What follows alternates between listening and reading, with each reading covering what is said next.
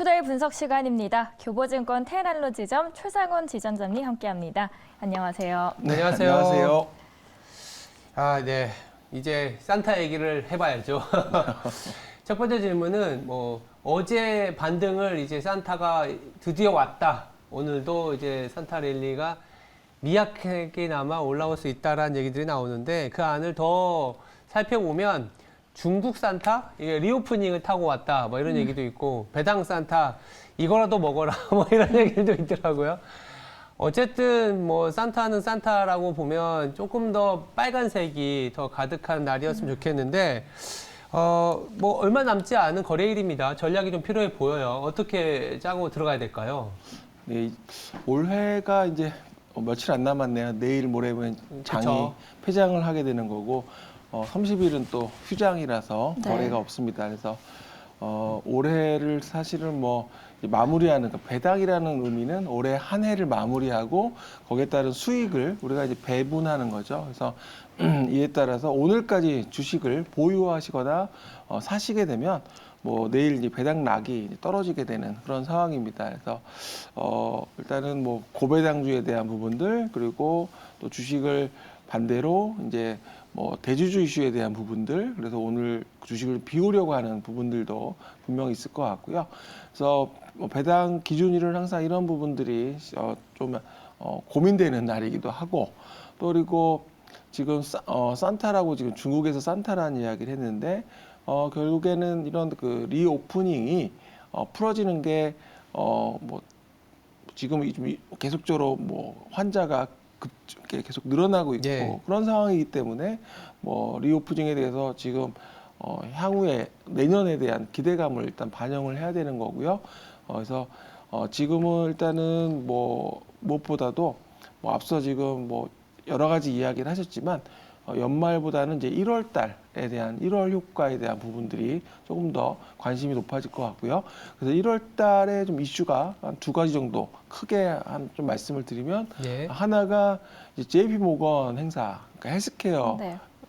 행사가 열리게 됩니다. 그래서 국내 뭐 제약바이오의 큰 기업들이 뭐 중소기업 코스닥에 있는 기업도 마찬가지고요. 그래서 미국에 가서 이제 관련된 최근에 보면 제약바이오 기업들 흐름이 나쁘지가 않습니다. 네. 왜냐하면 이런 JP모건 헬스케어 가서 어떤 그런 그동안의 성과라든지 거기에 대한 뭐 부분들을 발표를 하는 그런 하면서 파트너십도 가능하기 때문에 그런 제약바이오에 대한 뭐 산타라고 한다면 1월 달에 대한 그런 JP모건 두 번째는 이제 CES 앞서 잠깐 언급이 됐잖아요. 그래서 네. IT 뭐 그런 행사인데요.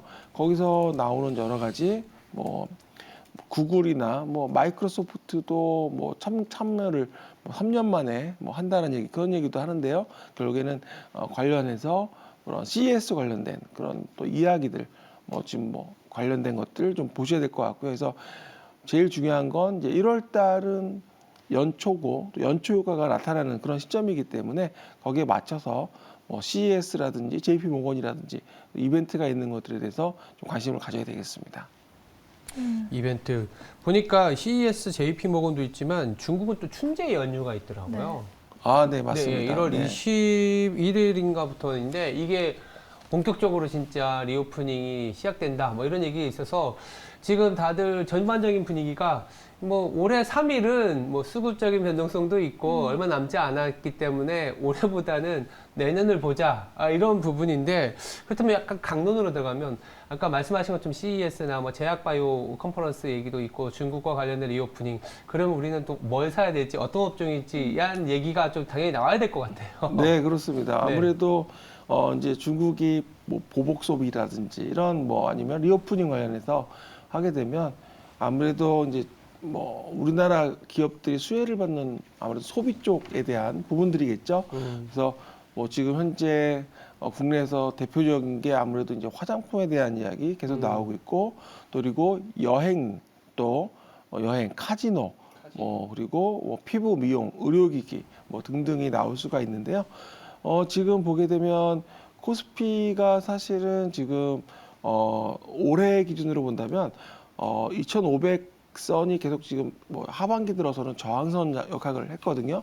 이 지지선은 아래쪽으로는 2100이었는데 지금 내년 코스피 자체가 지금 전망치가 우리 뭐 2100에서 2600. 그러니까 올해는 사실은 3000에서 2000까지 빠졌기 때문에 예. 계속 하락해서 크게 수익을 내기 어려웠던 장이라면 내년에는 오히려 뭐 2100에서 2600 박스권이라면 오히려 매매 수익 내기에는 조금 더 올해보다는 내년이 좀 더 나을 것 같아요. 그래서 거기 관련된 것들이 지금 리오프닝 관련된 것들이 사실은 이게 이제 계속 얘기 나왔다 지연됐던 것들이 중국 같은 경우 이제 뭐 정책적으로 풀 수 있는 부분들이라서요. 그래서 여행이나 이쪽 카지노 관련된 회사들이 이제 계속 말씀드렸던 게 뭐 롯데관광개발, 파라다이스, 뭐 GK를 말씀드리고 있고요.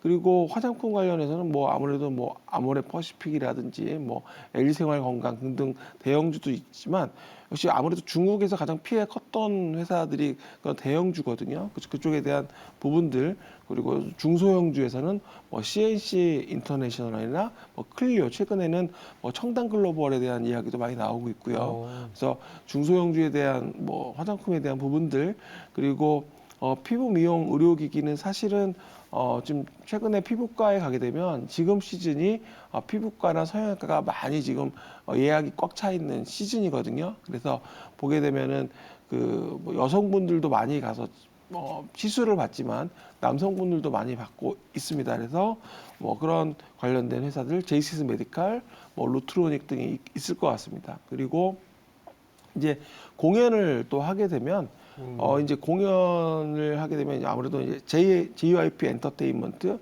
뭐 SM이나 뭐 이런 회사들 그래서 그런 지금 분위기 봐서는 뭐 이제 공연을 이제 해외에서 그러니까 그동안에 못했던 오프라인 공연들이 이제 열리면서 이제 그런 팬덤이 생길 수 있는 부분들이 분명히 있거든요. 그래서 그런 엔터 관련주들 좀 보시면 좋을 것 같고 그리고 뭐 시장은 계속 커진다고 지금 계속 얘기하고 있는데 2차 전지 관련주는 아무래도 지금 뭐 이번에 CES도 있지만 전기차 또 그리고 뭐 자율주행 관련해서 2차 전지는 관심을 가져야 되는데 2차 전지가 특히 주목을 하셔야 될 게 뭐냐면 지금 시장 자체가 계속 커진다는 건 누구나 다 알고 있잖아요. 시장에서 뭐 유럽 같은 경우는 2030년이면은 이제는 내연기관차를 이제 생산을 안 하고 이제 전기차나 이런 수소차든 이쪽으로 가는 방향이고요. 그래서 결국에는 전기차 관련주가 시장이 커진다는 다시 한번 내년에도 CES 통해서 다시 한번 좀 보면 좀 좋을 것 같습니다. 2차 전지 관련해서는 최근에 실적을 보고 움직이자라는 이야기도 많이 나오고 있는데 거기에 대해서는 어떻게 생각하시나요? 그러니까 실적에 대한 부분이 분명히 이렇게 플럭추에이션이라고 표현할까요? 그러니까 변동성이 있죠. 네, 아무래도 변동성이 있을 수밖에 없습니다. 왜냐하면 주가도 마찬가지지만 제가 이제 이렇게 표현을 드리거든요. 그러니까 뭐 10,000원에서 10만 원 갈 때 10배가 올랐잖아요. 네. 근데 이게 이렇게 직선으로 쭉 올라가는 경우가 없어요. 10,000원 갔다 2만 원 갔다 다시 15,000원 왔다가 다시 2만 원 갔다 이렇게 지그재그로 가거든요. 근데 그런 구간을 다 견딜 수 있다면 10만 원까지 내가 원하는 그 구간까지 기다리는 거죠. 그러니까 예를 들면 우리가 부동산 투자하듯이 좀 시간을 투자한다고 생각하시면 될 것 같은데요. 2차 전지가 그런 변동성이 분명히 있고요. 그래서 투자자들한테도 기회를 주는 것 같아요. 계속 올라간다면 사실은 기회를 막 잡기가 쉽지 않을 것 같고요. 그래서 변동성이 있다라는 점, 2차 전지도 분명히 뭐 여러 가지 이슈 때문에 주가가 뭐 실적이라도 말씀하신 것처럼 기대치보다 못 미치고 할 때 또 빠질 수도 있고요. 네, 그런 과정이 있을 것 같고요. 그래서 길게 보면 분명히 2030년까지 전 세계에서 가는 방향. 지금 뭐 미국 같은 경우 지금 뭐 겨울 폭풍이라는 이야기 나오잖아요. 이게 다 환경과 관련된 민감한 이슈이기 때문에 결국에는 이런 친환경에도 영향을 줄 수 있다 이렇게 보고 있습니다. 네, 그리고 중국 앞서서 리오프닝 관련해서 말씀을 해주셨는데 중국이 1월부터는 입국자 시설 격리 폐지를 시행하게 됩니다. 그러면 리오프닝 관련주들이 더욱더 탄력을 받을 것 같은데 이번에 중국 왕이 방문이 취소가 됐는데 우리 증시에 줄 영향을 오히려 지금 기회로 보면 될까요? 그러니까 이 뭐 중국 같은 경우는 사실은 뭐 우리가 예측하기가 쉽지 않은 것 같아요. 그렇죠. 이게 우리가 예측할 수 있는 그 범위에 넘어서는 것 같고요. 그래서 사실은 중국에서 어떻게 스탠스를 먹게 할지는 우리가 좀 쉽지는 않지만 무엇보다도 일단 중국 입장에서도 계속 그동안에 봉쇄를 해오다가 이제 더 이상은 국민이라고 인민이라고 해야 되나요, 중국을 이제 더 이상 못 참아서 이게 뭐 다시 리오프닝 어떻게 보면 이제 봉쇄를 해제했는데 그동안에 이제 백신이 사실은 또 그동안에 안 맞아서 왔었기 때문에 급격하게 또 확산이 되는 영향도 있거든요. 그래서 사실은 지금 아직까지는 지금 너무 좀 어려운 시기 같은 중국 같은 경우는 그래서 그렇지만 어쨌든 시장은 리오프닝으로 가는 게 맞고요. 뭐 집단 면역이라는 표현까지 쓰고 있는데 요 이후에는 결국에는 소비주가 결국에는 그 시장에서 중심을 잡을 수 있다라고 보기 때문에 중국에서 잘하고 있는 소비주를 잘 할 수 있는 또 잘하고 있는 회사들을 찾는 게 좋을 것 같습니다. 그래서 쭉 말씀드렸던 리오프닝 관련주로 좀 보시면 좋을 것 같습니다. 네. 반도체 시장은 실적을 보고 가자라고 해주셨고요. 중국에서 잘하고 있는 소비지들 중심으로 리오프닝 관련주들도 함께 참고해 보시면 좋을 것 같습니다. 네. 저희 두 번째 이슈로 넘어가 보도록 하겠는데요. 이번에 정부가 내년 정책금융기관을 통해서 205조 원의 자금 공급을 하게 됩니다. 반도체, 미래차 등 육성 수혜주들은 어떻게 될까요? 이제 205조 내년에 큰 규모의 금액이죠. 그래서 뭐 분야를 보니까 5개로 나눠지더라고요. 그래서 글로벌 초격차 산업 육성 거기에는 반도체 또 2차 전지가 들어갑니다. 2차 전지 뭐 한국에서 잘하고 있는 부분들 그리고 디스플레이 등에 대해서 뭐 초강대국 지원을 위한 부분이고요. 또 하나는 이제 미래 유망 산업에서 향후에 성장 가능성이 높은 부분들에 대한 지원이고요.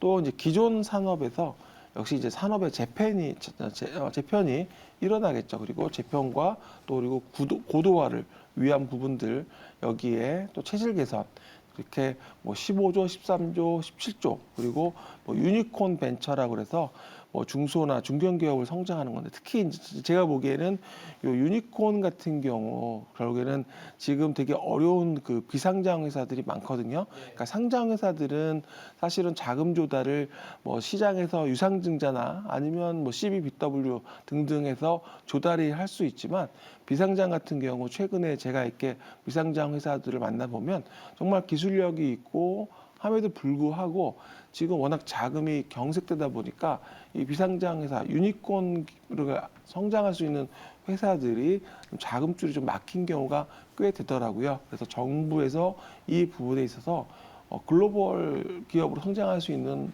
그런 많은 그 기술을 가지고 있는 회사들을 지원해 준다면 이런 부분에 대한 부분도 분명히 주목해 하시면 좋을 것 같고요. 그리고 마지막으로는 대외 여건 아무래도 이제 글로벌 이런 부분에 있어서 영향을 받는 삼고 현상이나 아니면 또 경기 전망 둔화에 따른 기업 같은 경우 경영 애로 사항들이 있는 그런 부분에 있어서 해소하는 쪽에 또리고 마지막으로 원전 생태계 복원에도 맞습니다. 그래서 원전에 대한 생태계에 대한 부분도 또 있기 때문에 그런 부분들에 역시 이제 매년 연초가 되고 또 그리고 내년이 현재 그 신정부의 집권 2년 차가 되잖아요. 그래서 내년에 그런 정책과 관련된 수혜주를 분명히 1월 달에는 확인하시고 투자에 또 참고하시는 것도 좀 좋을 것 같습니다. 좀 가장 첫 번째 드는 질문이 원전 기대감으로 오늘 장에서 바로 움직일 수 있을까요? 원전 부분은 사실은 올해 태조 이방원 그래가지고 그런 그 용어가 생길 정도로 많이 시장에서 주목을 맞아요. 받았습니다. 그리고 결국에는 방산주도 마찬가지고요. 우리가 이제 그 동안에는 방산이나 원전이나 약간은 시장에서 소외가 되었었는데 상당히 올해 테마가 되었었고요. 이런 부분들이 내년에는 정부에서 지원하는 그런 정책금융 이런 지원으로 해서 보셔야 되기 때문에 지금 당장 오늘 딱 본다기보다는 내년 1월에 그런 그 기업들에 대한 옥석 가리기라고 해야 될까요? 그리고 그런 기업들을 우리가 단기적으로 사실은 투자를 할 수도 있지만 좀 길게 보고 볼 수 있는 회사들을 찾는 것도 굉장히 중요할 것 같다고 보고 있습니다.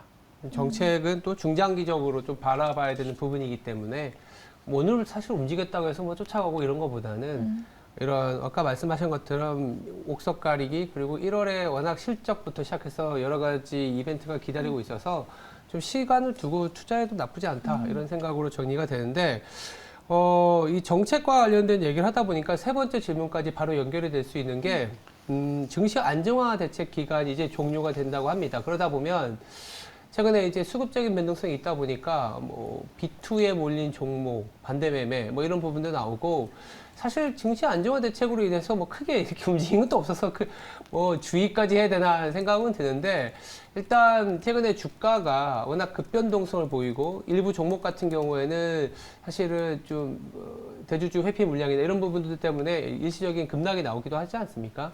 이런 부분들까지 좀 다 맞물려서 얘기가 나오는 것 같은데요. 이거 어떻게 바라봐야 될까요? 네, 이제 이게 올해 갑자기 이렇게 뭐 급락이 나온 거죠. 사실은 뭐 금리가 거의 뭐 0%에서 4%대까지 이렇게 급격하게 올라오다 보니까 그동안에 이제 뭐 재작년 기준으로 본다면 우리 동학개미나 뭐 서학개미 얘기 나왔을 때 그러니까 이런 그 레버리지 투자를 많이 한 이제 그런 투자자분들이 꽤 많으세요. 그래서 그런 레버리지 투자를 통해서 수익을 또 그만큼 또 수익이 더 늘어나겠죠. 레버리지를 일으켰으니까. 이제 그랬었는데 이게 이제 올해 급락을 하면서 이게 뭐 문제가 생기기 시작한 거죠. 그러니까 이제 반대 매매가 뭐 우리가 이제 흔히 말하는 뭐 1일차, 2일차 뭐 이런 표현을 쓰는데요. 그러니까 반대 매매로 몰리다 보니까 이제 그 자금을 메우지 못하게 되면 이제 강제로 우리가 매도를 하게 되는데 그게 이제 대부분 가격을 하한가에 팔다 보면 물량 자체가 꽤 이제 30% 하한가면 물량이 꽤 되거든요. 그래서 사실은 투자자 입장에서는 굉장히 힘들었던 부분들, 그래서 이제 정부에서 금융당국에서 그런 부분들을 담보 비율이라든지 그리고 그런 그 반대 예매가 나가는 날짜를 이제 뒤로 늦춰줬었는데 그게 말씀하신 것처럼 이제 이번 달 말로 이제 끝나거든요. 그렇게 되면 사실은 이제 그 동안에 조금 뭐 어려워지는 거 아니냐 생각될 수 있지만 이미 미수거래에 대한 반대 매매 비중 자체가 이미 지난 9월 달 같은 경우 약 20%대였다면 이미 이제 이달 들어서는 6에서 7%까지 안정화됐거든요. 그러니까 반대 매매 그런 비율이 떨어졌다는 거는 이제 어느 정도 그런 부분들이 지수 자체가 지난 6월 달 뭐 상반기처럼 급락하지 않고 이제는 어느 정도 박스권에서 좀 안정화되고 있다라는 그런 부분이거든요. 그렇다고 본다면 증시 안정화 대책이 좀 끝나더라도 영향은 좀 제한될 것으로 좀 보여지고 있고요.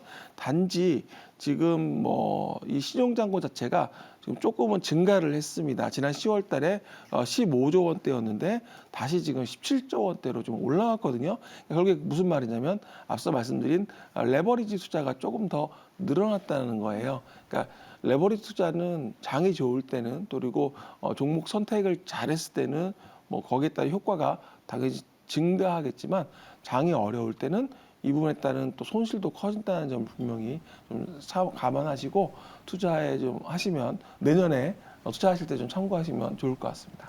그렇다면 이 반대 매매 종목들을 저희가 알아보고 찾아보려면 그 방법이 있을까요, 따로?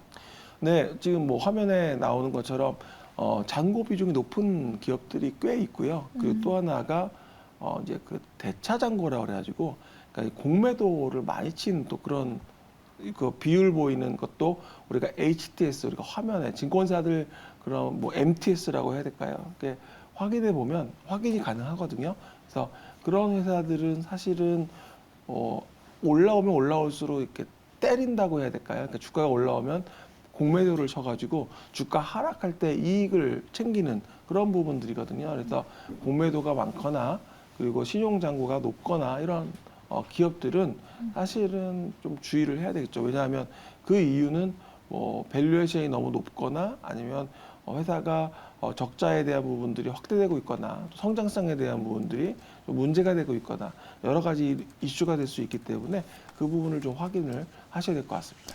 반대 매매에 들어가는 종목들이 아무래도 코스닥 쪽이 많을 텐데요. 그 부분에 있어서는 오늘 장에서 참고하시면서 투자하시길 바라겠습니다. 지금까지 투데이 분석 시간이었고요. 교보증권 테헤란로 지점 최성환 지점장님 함께했습니다. 오늘 말씀 감사합니다. 감사합니다.